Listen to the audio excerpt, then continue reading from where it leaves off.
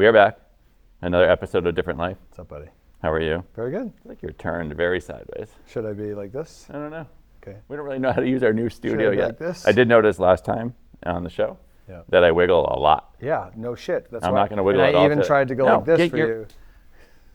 I bet you're going to start wiggling in like 30 seconds. I'm not going to wiggle at all. Okay, good luck. I'm going to be just like this. Would you like me to call it out? I'm going to stare at the camera like this. That's so fucking... This is all I'm doing. Hello, everybody. Welcome to Different Life. I am Gary the robot. I am not moving. This is so fun. Yeah.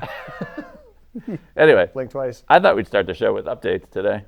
On life, business, kids? Well, no. Things that we've discussed on the show. Okay. We often say, oh, we'll do this, and then we'll revisit it in 30 days or whatever. See how it goes. The show calendar is not always exactly the same as like real life calendar, right? Like when we talk about things, the shows don't often come out for like a couple of months. Yeah, it's been a while. Or whatever, because we're ahead of schedule. Forgot what we talked about.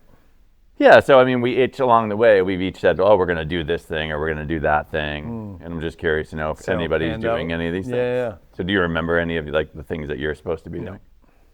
Reading was the only one. Yeah, listening to books. I've listened to 2 books. Okay, well, that's good. Yeah. It's better than zero books. So what are the 2 books?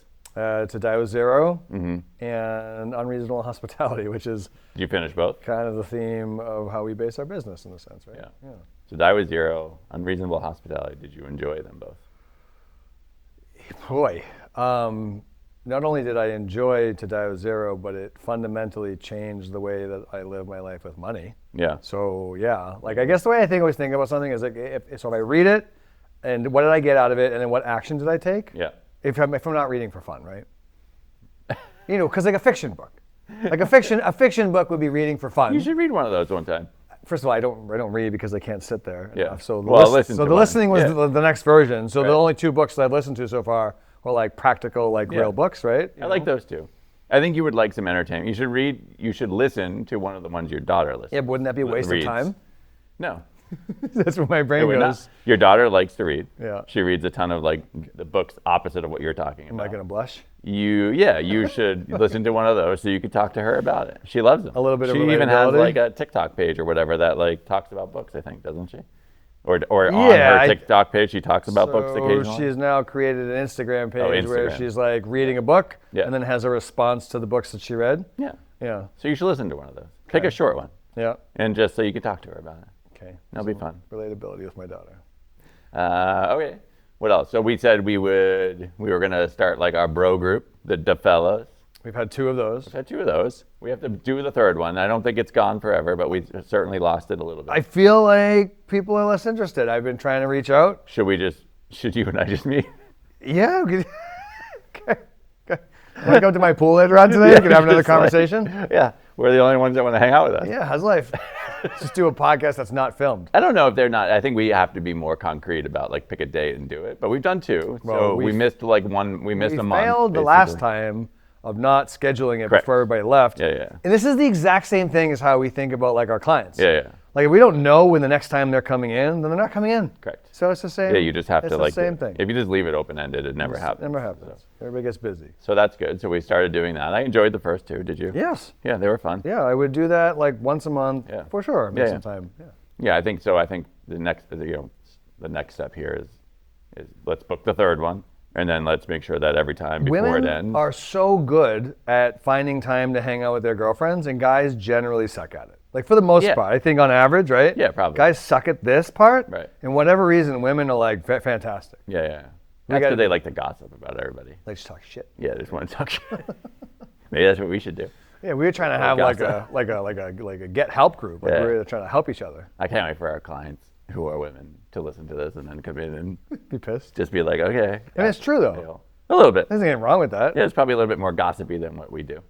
Oh, I wasn't talking about that. What are you talking about? That's what you said. I was talking about. Throw me under I was talking about I did throw you under the bus. The ability for them to get together. Oh yeah, they're way better than guys. They're way better. Yeah. I mean, guys like their fair share of shit talking. It's just a different type of gossip. Yeah, it's different. But okay, so we'll do that.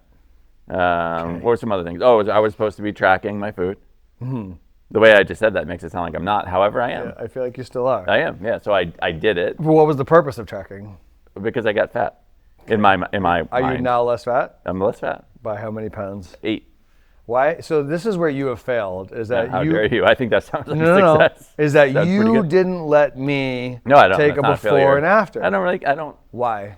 Don't you want to know what it was, or you're satisfied? I was aware of how fat you didn't need to be told. I didn't need to be told. Do you think it would have been detrimental to the process to learn reality? It might have been, yeah, it might have been. I just felt like there was no need for that. I knew what I needed to do. Okay. I just need to get it done. And that's why I felt, and that's why I didn't press it. So. Yeah. So I know so I got it. So I started tracking, and then I stopped, and then I started tracking again, and I forget there was something that happened. Oh, it was one of our clients, who will leave names out of it for privacy purposes, who's actually doing really well with it. And it's actually one of my clients. Yeah. Doing really well with losing weight and whatever. And I remember sitting there talking to him, and I was like, "Oh, you're doing great. Like, keep it up, blah, blah, blah." And I was like, what the hell? Like, I should be able to do that. Yeah. If he could do it, I could do it. You're their mentor. Yeah. I was like, what are you talking about? Jesus, for Christ's sake. Anyway, so then I restarted. This was like 32 days ago, because my little app keeps track of how many days. And for 32 days, I've tracked. I've done actually quite well, I think. For the most part, I've eliminated most of the bad snacks. Yeah. I just have a little bit here and there. And I've been at like 1,800 calories or so for that long. For 32 days. Yeah. But I don't always achieve, sometimes. But have you lost 7 pounds over 32 days, or has it been longer than that? So I think it's probably been about, 8 pounds. Over 2 months? Over 1 month. Really? The beginning part, I think, was just a bunch of bloat. Did you do like 4 pounds quickly? Yeah, like it was almost like as soon as I started, took like a week or whatever. Okay. And then I was like, I'd been trying to drink more water. I've been eating less of like the snacks, which are usually carbohydrate based. So I think I just lost a bunch of Are you finding yourself very hungry? Sometimes? Yeah, so the adjustment I'm making now is that like I'm not eating enough. Like for instance, I haven't eaten yet today. I had like my morning thing, which is AG1, protein powder, and some other. So I get some calories in the morning. And then I will eat a little bit during the day. I don't think I'm eating enough during the day because I get really hungry at night, and that's where I'm like overshooting. Okay. So I think I need to snack like a little bit more. Yeah. Like with snacks that definitely. Good snacks. Yeah. So you don't need to eat as much at night. Yeah, I tend to, when I get hungry, I get really hungry, and then I'm like, then I start looking for like the bad things. Yeah. So I need to like make a little adjustment. I think I need to probably have some more. Besides the 7 pounds, have you felt any? I feel way better. You do. In what ways? I was able to run a mile the other day. And you couldn't run a mile before? I remember my airport story. Well, I couldn't run through the airport. Yeah, but that's because of pain. I know, but my knee is you're saying you feel less pain? I'm feeling less pain in like my joints in general. I think because I'm having less inflammatory food, like sugars and things like that. Although the other day I did buy a package of Spice Drops at the grocery store. Bad move. What the hell is I blame Jess. What's It's like old people candy. It's like gumdrops. Oh. Yeah. Why would you buy a bag of it? I love them. Oh. Yeah, and I had like a craving, so I made Jess go to the store with me, and then now I blame her. You guys are bad together. You guys enable each other for sure. But they're gone. So now, like, hopefully, when I have that stuff, I feel way worse. No kidding, really? Fascinating. So I still have some pain in my knee, but it's getting way better. Like I was able to run a mile without stopping, and then the next day is a little sore or whatever. But I think less weight is less impact through the joint. Less sugar and things like that is less inflammatory, and so I think my body is generally less inflamed, and I'm lighter. I have more energy. I feel good. 2 things I've noticed is that you look less like an old man when you're trying to get on the ground. Oh, thank you. Yes, yeah. So that's clearly improved. And then also, it's kind of weird how you start to feel better when you don't poison yourself as much. That's strange. That's such a strange thing. Yeah, but the poison tastes so good. Oh, I know. And it's a slow, lovely It's like poison. the apple back in biblical sense, right? It's just so good. Apple it was like, seems how do you say no? How do you say no? Tasty. I mean, they were eating such good food back then. I can't believe they were punished.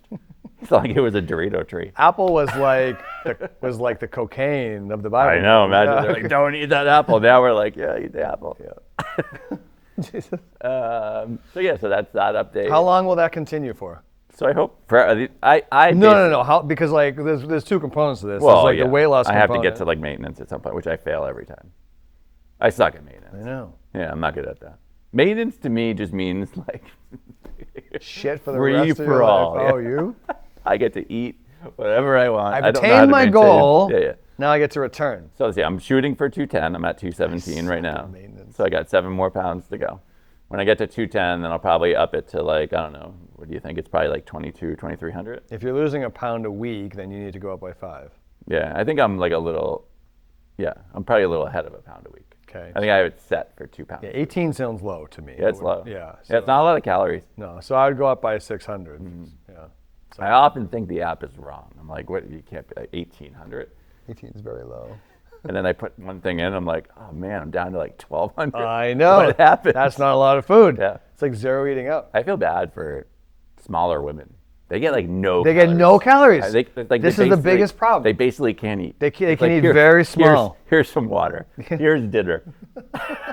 Yay. Oh my God, thank you so much. Thank you so much I agree with you. My water. I actually will tell women all the time when I'm working with them, I'm like, I get it. Yeah, like your husband's like twice as big as you. He gets to eat way more. Yeah, it's tough. Yeah. Mm-hmm. I feel like a woman right now. It's not fair. Anyway, so I think those are the major updates. I don't know if we had anything else. There was like my weight loss, your reading, and then like us trying to like have our third space and or third place as you with the fellas. Yeah, with our friends, our guys' friends, our friends, you know. So I'd say there's some progress, but there's more work to be done. Yeah, more work to be done. And I think part of why this conversation is so valuable is that so many people, us included, you have this idea, you try to start something, you start it, and then maybe it fizzles out because life gets in the way, and then you forget what the intentions were in the first place. Yeah. So I don't know. I love something like this where we're revisiting it. Yeah, I think it's important. Restating our intentions, and then working on it again. You know what happens is I edit the podcast and I hear us talking about stuff, and I was like, oh, we should probably talk about that again because we said we would. Yeah. We said, well, like, oh, we'll come back to this in never came back 30 days. So. Yeah. It's probably been a little longer than what we said it would be, but at least we're back. Yeah. I also feel like I'm doing a pretty good job not wiggling, just a slight wiggle. Every once in a while. Yeah. And then you attend to it. You stop. Yeah. Yeah. Okay, good job.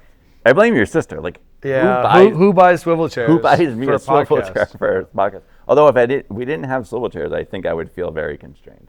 You just feel like this. Yeah, I think occasionally I have to be able to turn like this, and then sometimes I want to look at the people. It's very freeing. Yeah. Look at all the humans. Hello, everybody. All our audience. Yeah. Okay, so today's episode. I was at the gym the other day, and as you know, I tend to meet a lot of people at the gym and talk to a lot of people. Yeah. One of our new clients goes to the gym. I have seen this person at the gym for many, many, many years. Yeah. It's actually a friend of yours. Yeah. And I didn't know that you knew this person at all. Yeah. But I've seen, my wife and I have seen her there all the time. And I never knew who she was. But now I do, because she's one of our clients. Yeah. And so now, when I'm at the gym and she's at the gym, she feels like she's being watched. Is that what she said to you? And she is. Yeah. Yeah, no shit. She is right. I'm watching her because, all the time. And as I told Jess, not in a creepy way. Yeah. Just in a, like, well, I know why we're seeing her. And I want to make sure that she's doing things well so that she continues to make good progress. So I went over to her the other day. I was on the treadmill and I was watching her do Romanian deadlifts. And she was doing like this weird thing. Just didn't look right. Yeah, it just wasn't right. Yeah. And so I went over to her and I was like, well, now that, yes, you're being watched and I'm here and I'm not going to let you do that. So let's talk about like how to do this well.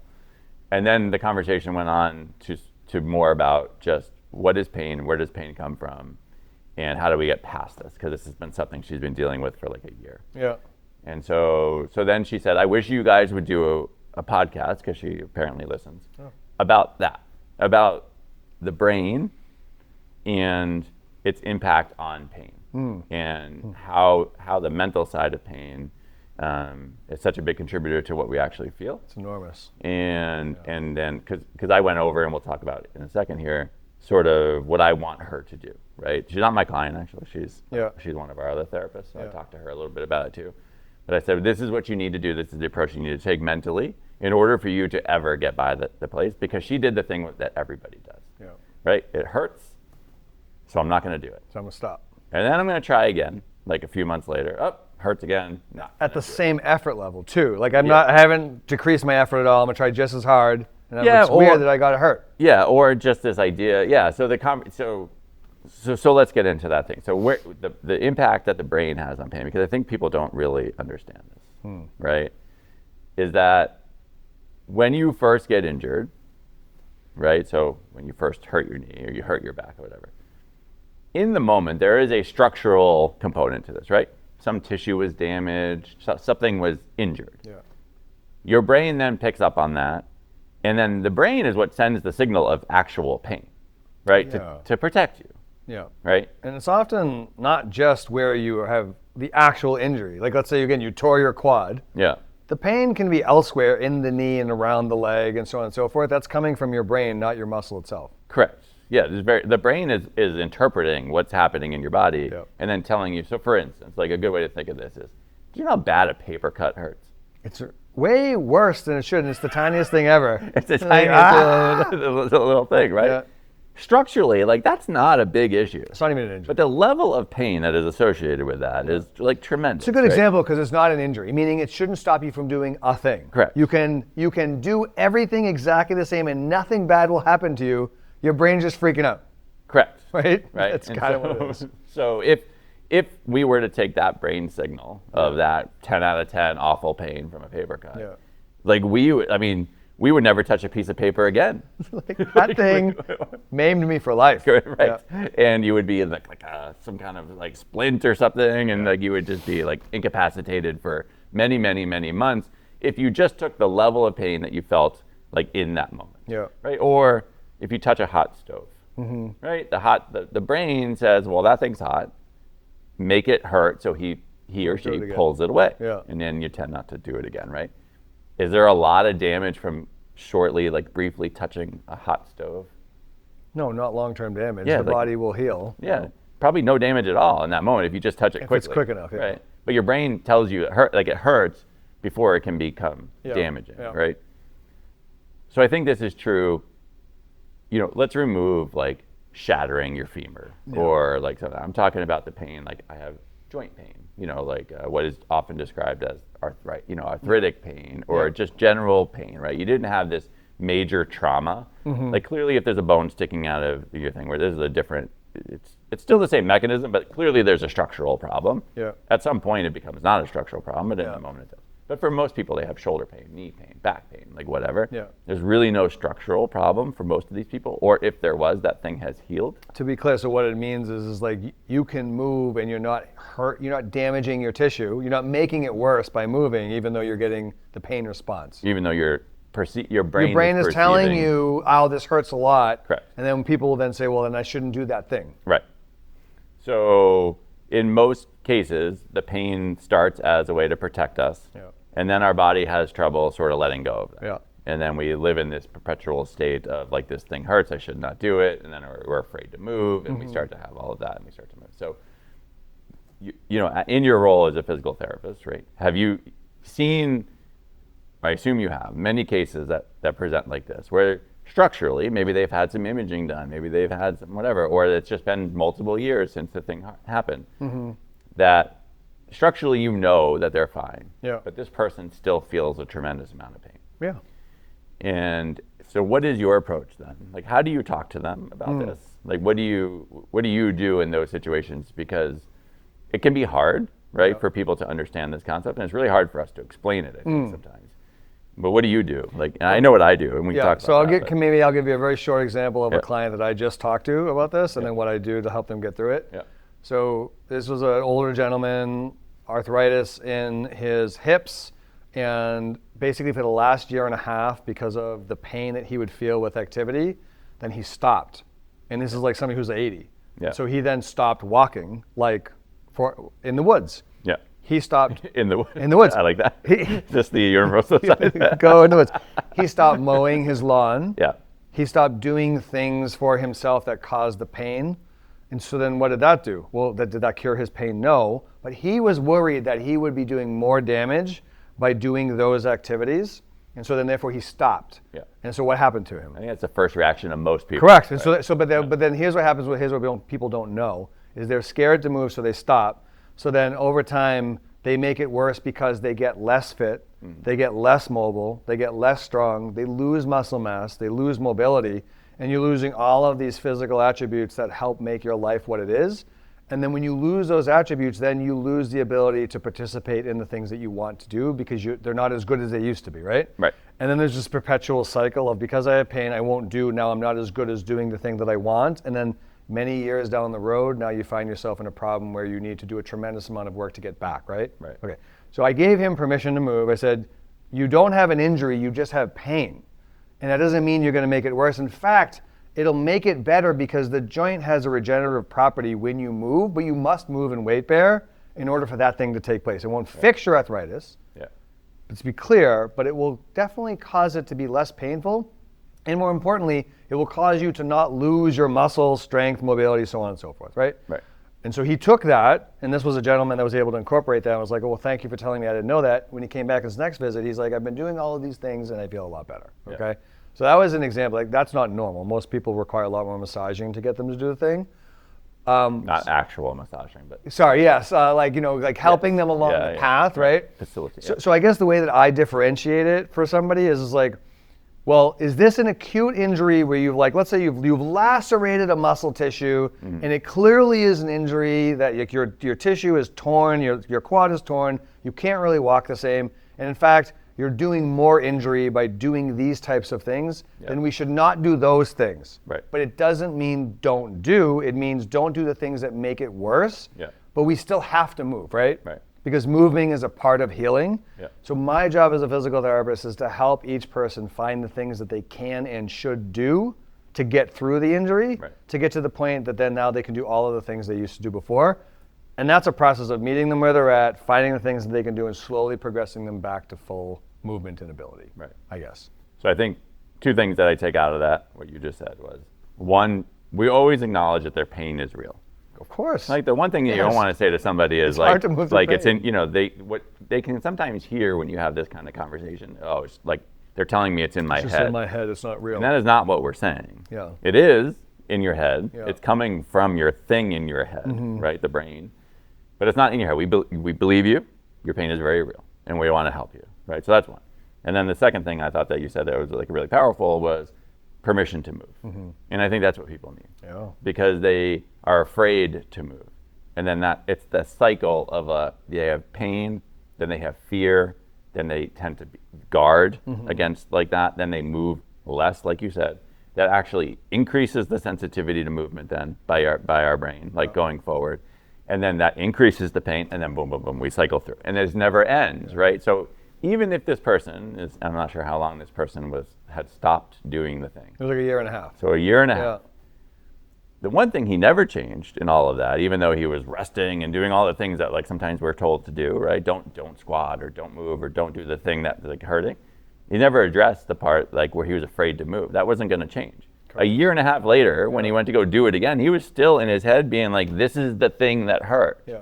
And so if you in your head, you're still like expecting mowing the lawn to hurt or doing laundry or whatever it is, it's probably going to hurt. It's going to hurt. It's going to hurt. And that's okay. You're right. Yeah. And the other thing you said in there too is like, it's not going to fix your arthritis. I think my, or in this person's case, his arthritis, I think my, not rebuttal, but my response to that is the arthritis probably is not even causing his pain in the first place. What do you think is causing the pain? Everybody has arthritis. So the way I look at like arthritis in many cases, right? Yeah. If I do an image of 10 people his age, right? Everyone has arthritis. Every single one of them has arthritis, but does every single one of them have pain? No. The answer is no. Do you think it has to do with the level of it, of degradation, of like disruption of the cartilage? No. So this will be this is my version of controversial, right? Okay. Howard Stern, a physical therapist. Yeah, hot take. Yeah. Is I think like, so we have some kind of joint pain, right? So say this person, how old was this person? 80. 80 years old. You go to the doctor, you have joint pain, right? I mean, what do you think the first thing is that they tell you? Most likely, without even doing it. You have arthritis. Yeah, you have arthritis. Obviously. Okay. Then they do an x-ray. What do they tell you? It confirms arthritis. Awesome. Yes. So now you're being told that your pain is from arthritis. Yeah. You are now the person with arthritis. You have become this thing. They have taught you that this is going to be it. But the guy that comes in the office next has the same arthritis and he has no pain. Or compressed discs, and I have no pain. I have tons of compressed discs. So to me, when I look at this over 25 years of being a physical therapist, and I say, well, if I look at an x-ray, and the two x-rays are identical, and one person has pain and one person doesn't, then it doesn't seem logical to me that the cause of the pain is that thing. The cause of the pain is how this person is reacting to that information. right? How their body is reacting to that information that's coming from the arthritic area, how their brain is like perceiving that, what they've been told by people, what they believe to be true, right? Are they a person that has arthritis, and is defined by that? Or are they a person that is aware that they have arthritis, but they're gonna like deal with it? I remember like hearing, I think it was Peter Attia or one of these guys saying one time, like I am going to die with cancer. I'm not going to die from cancer, right? Or I'm going to I'm gonna like. We all will develop cancer at some point. We all are developing arterial plaque, in our coronary arteries. We all have arthritis. You and I have arthritis. Yeah, for sure. Right, everywhere. Some version of it. You know, if we took an X-ray, all of our joints, with all the things we weren't that we've just done in our born. life. Yes, it has some wear. We're in our I'm in my late, almost 50. We have tendinitises random places. So my take on that is that is just a thing, and I wish people wouldn't, attribute it to like pain as much as we do. I think there is a factor of it. I think it's how we deal with it, right? It's like that old saying of like, adversity will happen to you, right? It's how you deal with it that determines. Adversity happens to everybody. Right. Yeah. So it's the same. I think it's the same thing when it comes to pain. It's like when you feel pain, it's what do you do next with that information? Our job is to help them have permission to do the thing that they're really afraid to do. Yeah. Just make sure that it's not so much that they're like making it worse. That's the biggest thing, right? Yeah. Don't injure yourself by doing. And this is where our job comes in, is most people don't know what is too much and what is enough. Right. And so they just stop. Right. And so this is a good sort of transition into, well, how do we do that? Right? So how do we do that? How do we help them get through this? Yeah. And so the way I do it is typically, well, first you find safe things for them to do. Safe meaning they start to move. Both physically and psychologically. Yeah, correct. We don't all of a sudden just have them do like, oh, okay, so jumping hurts. So let's immediately start jumping. So let's jump. Yeah. Right. So that's like, there's no way to trick their brain or to trick them into thinking that this is going to be fine. Yeah. Right. So you start with something that, maybe we start with exercises that are like just on the table or on the ground, or like maybe it's a different part of the body totally, right? Maybe it's just like an upper body workout that we know to be safe, and that they start to associate exercise, movement in general, it's okay, I can do this. without pain. They just start to move, right? And then there's a progression that eventually will lead to, let's do the thing that we know hurts you. Yeah. Maybe the reason you came here, maybe it was jumping for whatever reason, but we can get you back to that. But we have to start with safety, right? Do you have a similar approach? Yeah, you have to get buy-in, is what you're saying. Basically, you can't just like immediately take somebody from an eval and go like, well, now I'm going to cause you a lot of pain, but you have to do it because it's good for you. So I think it's a combination of buy-in, but it's also like their brain has to feel safe. So when I guess what is your timeline on that? Because like that takes time, right, for the brain to learn that pattern. What is your general sense of like how long that tends to take people? So I think this can be as few as a few weeks to as long as a few months, right? Depending on the person, how long this has been going on, to how fearful are they of like movement. Yeah. But I think when people come and you can explain this in such a way, like we are having this conversation now. There's also 2 books I tend to have people read if they're interested in, and like one of them is Mind Over Back Pain. It's a great book, and the other one is The Way Out. And they're both around this. They're similar concepts. They're both around this like topic, but for people who are interested in wanting to understand how the brain interacts with pain, I think it can be really helpful to help them understand what I'm trying to tell them, so they're not getting really, sure. I had one lady. Maybe you can explain it better than you, or yeah, right. I had one lady one time who I gave her like the book.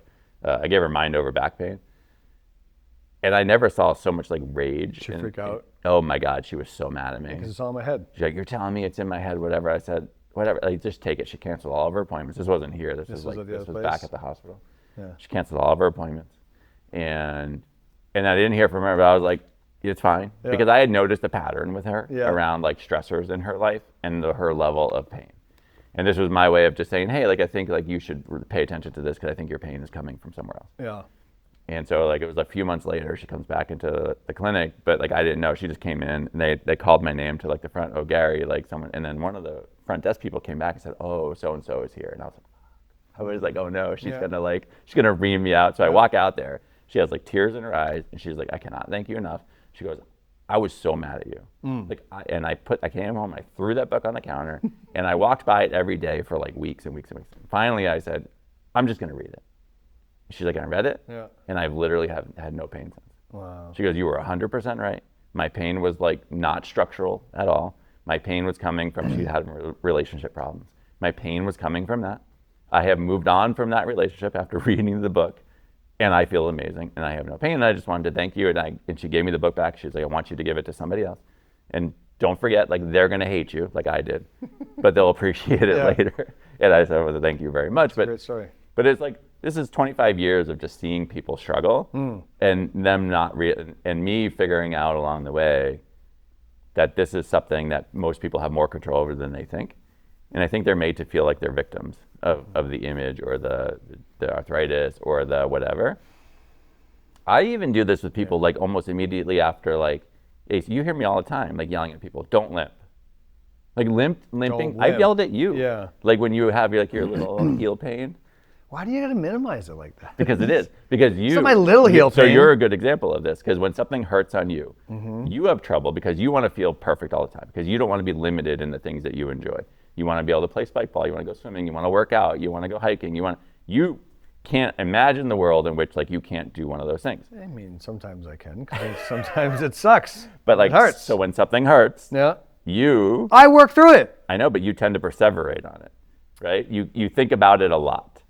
Right? Which I don't even want to. Let me finish. And so therefore, I notice, like, when your heel hurts, you like start to limp. Like, structurally speaking, do you need to don't have limp? An injury. You don't need to limp, right? So I do have a tolerance to the level I'm willing to tolerate, like the pain I'm willing to tolerate, though. But the limping tends to make things last longer and hurt worse. From my experience as a physical therapist and in my own life, even right now with my knee hurting. There are times that Jess will be like, you're limping. And I'm like, oh, thank you very much. And then I make a purposeful effort to not. Because the more normally I move, more of the time, the better my body will feel. Yeah, I mean, I agree with that philosophically. I think for me, and I do try, and I would just say that, like, there's a level at which the pain requires me to try to, like, make it not hurt as much. Because it hurts so much and I'm not willing to tolerate that level of pain. I know. So I tend to make it less. I know, it's hard. What I'm trying to tell you is that if you were to, like, sort of mind over matter that a little bit, that your pain would actually go away faster. Like, if you were like, okay, I'm aware that it hurts, but I am just going to do the thing. I'm going to walk normally. And your body has to learn that it's safe, that it's okay. If you teach it to be afraid, which is what limping is. Limping is afraid of moving normally. Limping is afraid of walking normally, right? When you teach yourself to limp, and you create fear and apprehension around that movement pattern, it is a lot more difficult to then walk normally, like, quickly. You know, it takes longer to get there. Yeah, sure. Right? Do you believe me? I mean, I believe you. I guess the gap that I'm trying to jump past is I don't necessarily know how in the moment to take a level of pain that I'm not currently able to take. Yeah. There is just a threshold that it's like, this is too much. Yeah. And let me modify this because it sucks really bad. It is hard. And so I think the way that I would do that is to look for the moments where you can walk normally. Yeah, sure. Right? So for instance, like, maybe it's like, okay, like, you had to sit down. You sat down for like 10 minutes and it feels pretty good. Maybe you stretch or whatever, right? Yeah. I don't know. And it feels pretty good. And when you stand up, you're like, okay, it feels pretty good. In that moment, walk as normally as possible. Like be conscious of it. Like, because if you find moments where you're a little bit less painful and you can move freely, then we can start to retrain the brain in those moments that I can do this thing and it feels fine. Yeah. Yeah, sure. Does that seem logical? Yeah, so the next time I'm hurt, yeah, then we should just have this conversation again, and I'll... Please, I hope that's a long time, because I can't deal with it. And I'll run with an experiment. Well, now that we have the shockwave, if I get plantar fasciitis again, I'm just... shockwave. Blast that thing down. Can I tell you how I do with people? It's kind of simplistic. Yeah. You just make them deadlift. So let's use the knee as a simple example, because it's kind of just, it feels like a hinge joint. Yeah. It goes forward and back. Is like, let's say they have like a ton of pain with like a lunging pattern or going downstairs, right? Yeah. It's classic, right? Yeah, my knee hurts, like my sucks really bad. I have to go step over step, and I can't go one step at a time. The other way.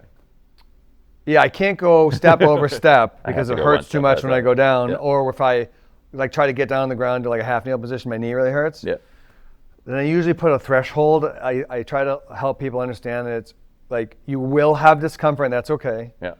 Let's figure out a pain tolerance that you are willing to tolerate, like a pain threshold that you're willing to tolerate, and then we'll find movements that bend and extend your knee that you are able to tolerate. So I usually say, well, let's keep it below like a 4. Yeah. A 1 of 10 pain. 10 is like the most you could ever handle. A 1 is no pain at all.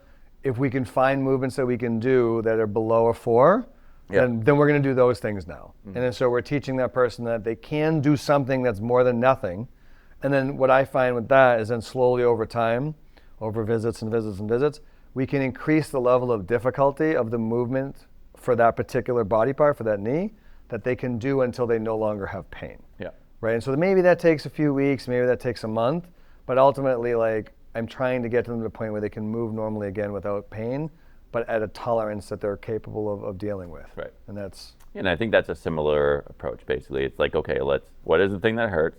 Let's find a way to do it that doesn't hurt. Yeah. Let's start to reprogram the system a little bit, like your nervous system, your brain, and all the associated parts of that, in the thing that it knows it's afraid of, but let's do it in a way that's safe. Yeah. Like create some like psychological safety like around this movement pattern. Yeah.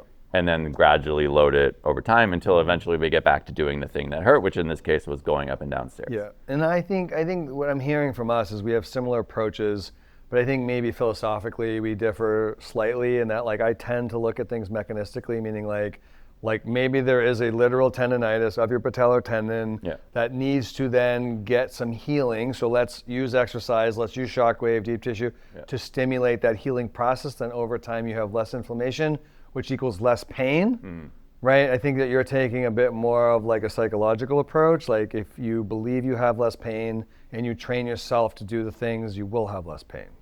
Is that? So a little bit. I believe there are structural components. There's always a structural component. What I do know to be true also is that our body heals. Yeah. Right? And so just as a product of time and movement, that's right? what I'm saying. So let's just say, let's go back to the tendonitis. If I had a tendonitis and it's been 6 months, it's healed. Yeah. Okay. It's gone. Yeah. You're saying the tendonitis is the gone? tendonitis should be gone, just based off of like the body's normal. Are there outliers to this? Sure. Yeah. But 9 out of 10 times, if it's been 6 months from the moment I had like a tendonitis, and let's say that in this case the person stopped doing the activity, like what they were like that caused the tendonitis, then the body has healed. It doesn't take that long to heal a tendonitis. The lingering pain is probably from all of the movement you haven't been doing. The lingering pain is typically the things I think what we're talking about is like you haven't yet relearned how to move like without feeling pain because you haven't retaught your brain that that area is no longer hurt. Yeah. The brain still feels as though there's an injury. Yeah. Right? There's not an injury. And this is true for, I have a person right now who is 4 months or so after a fracture of an ankle. Right? The ankle is healed. Yeah. Oh, 100%. It's healed. The bone is healed. The x-rays even show us that the bone is healed. Yeah. This body part is still, healed. Right? This person should not be limping anymore. Right? This person should not be feeling tremendous amount. Are there days where they might feel something when they work a little harder because the body hasn't done that thing? Yep. Like you're going to feel that. Yeah, there's a big psychological component. But you are no longer injured. Now it's a matter of like, and we've worked hard on regaining motion and strength and all that, and that stuff is actually pretty good. Yeah. So now there's no reason for this person to be afraid of movement, but they still are. Yeah. Right? And so what I'm doing with this person now is trying to teach them how to do all the things in life without fear of that. So I try to replicate as much of it in the clinic as we can and be like, you can do this thing, let's do it. So please, but then when you leave here, you have to then like try to move, like you were telling me, make yourself intentionally move even though you're afraid to do it. Yeah.